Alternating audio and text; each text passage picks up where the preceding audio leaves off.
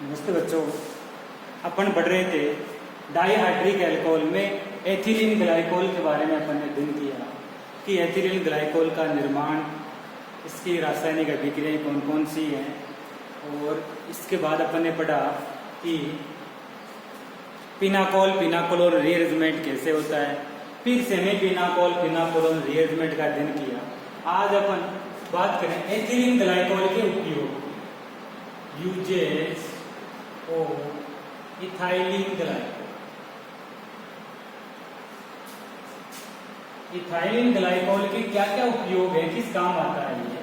तो सबसे main important उपयोग ethylene glycol as a solvent के रूप में इसका उपयोग किया जाता है। एज ए सोलवेंट, विलायक के रूप में इसका उपयोग किया जाता है। दूसरी बात, यह परिरक्षक प्रिजर्वेटिव किसी पदार्थ को जमने से रोकता है, उसको जमने नहीं देता है, तो परिरक्षक के रूप में इसका उपयोग किया जाता है। प्रिजर्वेटिव के रूप में इसका उपयोग किया जाता है। प्रिजर्वेटिव के रूप में, परिरक्षक के रूप में इसका उपयोग किया जाता है। किसी पदार्थ को जमने से रोकने के लिए उसमें अपन क्या मिला देते हैं, इथाइलिन ग्लाइकोल मिला देते हैं, तो वो जमता नहीं है, तो परिरक्षक के रूप में इसका उपयोग किया जाता है। थर्ड देखिए आप, वायुयान है, जो एरोप्लेन है, वायुयान के पैरों पर बर्फ को जमने से रोकता है। बर्फ को जमने से रोकता है। जो वायुयान है, एयरप्लेन है, उसके जो पंख विंग्स होते हैं उन पे बर्फ जम जाती है जब बादलों के संपर्क में आते हैं, तो उसके पंखों पर बर्फ को जमने से रोकने के लिए भी इथाइलिन ग्लाइकोल का उपयोग किया जाता है। नेक्स्ट देखिए, इथाइलिन ग्लाइकोल का उपयोग विभिन्न प्रकार के विद्युत उपकरणों में डाई इलेक्ट्रिक के रूप में इसका उपयोग किया जाता है। डाई इलेक्ट्रिक के रूप में भी, डाई इलेक्ट्रिक मटेरियल के रूप में भी इसका उपयोग किया जाता है। इसमें इलेक्ट्रिक इंस्ट्रूमेंट्स में, विद्युत उपकरणों में इसका उपयोग एज ए डाई इलेक्ट्रिक के रूप में भी इसका उपयोग करते हैं। तो इथाइलिन ग्लाइकोल का बहुत सारे उपयोग है। मेन है प्रिजर्वेटिव, खाद्य पदार्थों या फिर अपन बोले किसी पदार्थ को जमने से रोकता है, तो परिरक्षक के रूप में, प्रिजर्वेटिव के रूप में। वायुयान के करों पर बर्फ को जमने से, इसका मतलब अपन ये कहें कि ये एंटी फ्रीज होता है, एक तरह से, मतलब कि बर्फ को जमने से रोकता है। तो अपन बोल रहे हैं इथाइलिन ग्लाइकोल क्या होता है, एंटी फ्रीज पदार्थ, एंटी फ्रीज मैटर होता है, एंटी फ्रीज पदार्थ होता है। हिम शीतल के रूप में इसका उपयोग किया जाता है। बर्फ को जमने से रोकने के लिए इथाइलिन ग्लाइकोल का उपयोग करते हैं।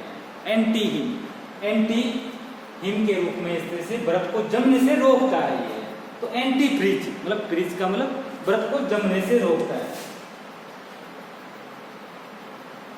एंटी फ्रीज, बर्फ को जमने से रोकने में भी इसका उपयोग किया जाता है। तो ये डाइहाइड्रिक अल्कोहल है। इसके अलावा डाइहाइड्रिक अल्कोहल का उपयोग टेरिलीन के निर्माण में भी अपन ने पढ़ा कि डाइहाइड्रिक अल्कोहल इथाइलिन ग्लाइकोल के बिग्रेटर थैलीकमल से करवाते हैं, तो टेरिलीन या डेक्रोन का निर्माण भी होता है। तो बहुत सारे पॉलीमर्स के निर्माण में भी, पॉलीमर्स के सिंथेसिस में भी इसका उपयोग किया जाता है। पॉलीमर्स के सिंथेसिस, बहुलकों के निर्माण में भी इथाइलिन ग्लाइकोल का उपयोग किया जाता है। तो इथाइलिन ग्लाइकोल का मेन ऐसे सोलवेंट तो करता है।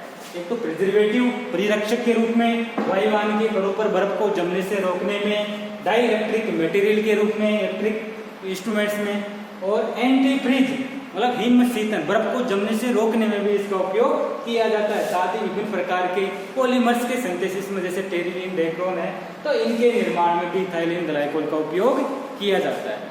अब आज अपन बात करेंगे ट्राईहाइड्रिक अल्कोहल की।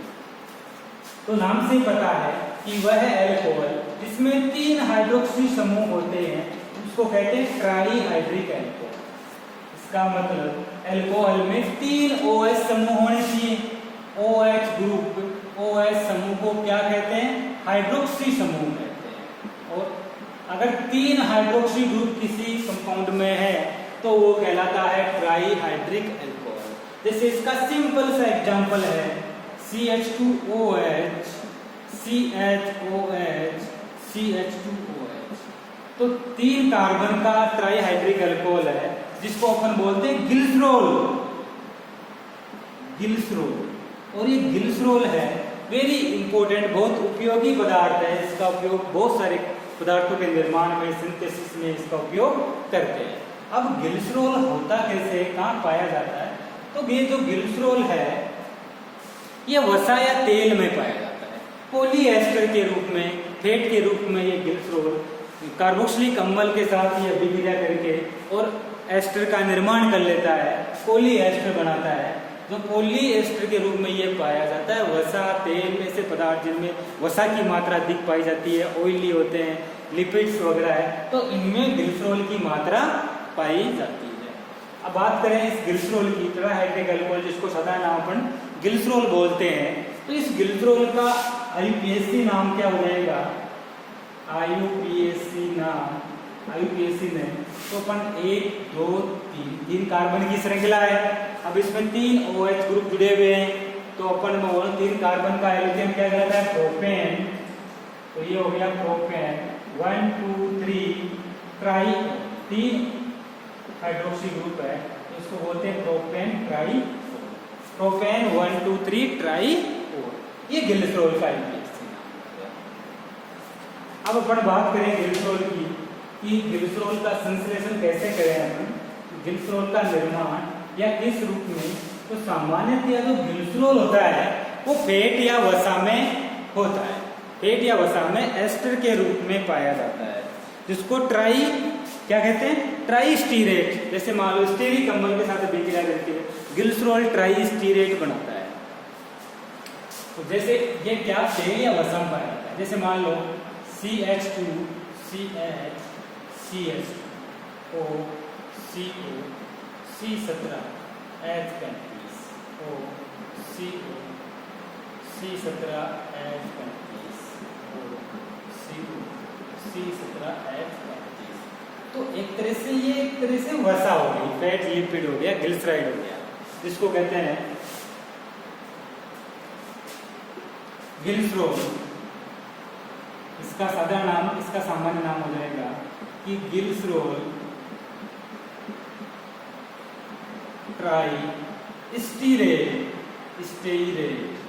ग्लिसरॉल ट्राईस्टीरेट, इसका मतलब ये एक तरह से ट्राईएस्टर है, और वसा क्या होते हैं?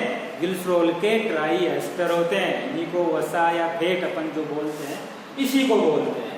तो ये इस रूप में पाया जाता है, मोस्टली इस रूप में ये ट्राईस्टीरेट या ट्राईग्लिसराइड के रूप में ये प्रकृति में विद्यमान होता है।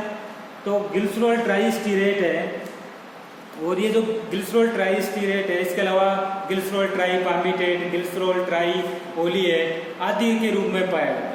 अब औद्योगिक रूप से इसका वो निर्माण कैसे करें?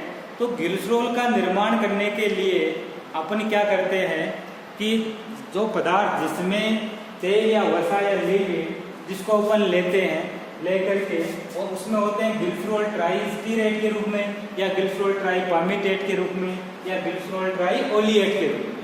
तो ये इस रूप में पाया जाता है। अब जब ये अपन ने लिया ग्लिसरॉल ट्राईस्टीरेट, इसमें क्या करते हैं? औद्योगिक रूप से इसका उत्पादन करने के लिए इसमें थोड़ी सी मात्रा क्षार की मिला देते हैं, बेस मिला देते हैं, NaOH। तो जैसे ही इसके अंदर NaOH डालेंगे, क्षार डालेंगे, तो ये टूट जाएगी और क्या बन जाएगा? एक तो बन जाएगा ग्लिसरॉल CH2OH CHOH और CH2OH। तो ये तो बन गया ग्लिसरॉल, साथ में C17H35 COONA, C17H35 COONA sodium stearate बन जाता है, सर लवण बन जाता है, साल्ट, जिसको अपन बोलते हैं सोडियम स्टीरेट।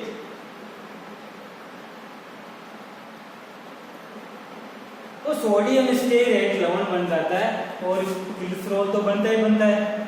तो ग्लिसरॉल और सोडियम स्टीरेट बन जाता है। ये सोडियम स्टीरेट को अपन क्या कहते हैं? सोप कहते हैं। साबुन। तो साबुन का निर्माण तेल या वसा से कैसे करते हैं? तेल या वसा को गर्म करके उसमें थोड़ी सी मात्रा क्या डाल देते हैं? क्षार की डाल देते हैं, NaOH या KOH की डालेंगे तो इससे ग्लिसरॉल का निर्माण होता है, साथ में साल्ट बनता है जिसको कहते हैं तेल, जिसको साबुन कहते हैं।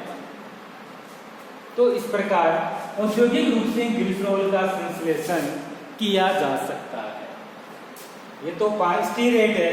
इसी प्रकार ग्लिसरॉल ट्राई पामीटेट, ग्लिसरॉल ट्राई ओलिएट, तो अलग अलग प्रकार के ट्राई एस्टर होते हैं जिनमें ये नेचुरल प्राकृतिक रूप से पाया जाता है, जिसकी बेस के माध्यम से अभिक्रिया करा करके अपन ग्लिसरॉल का निर्माण करते हैं, उत्पादन करते हैं।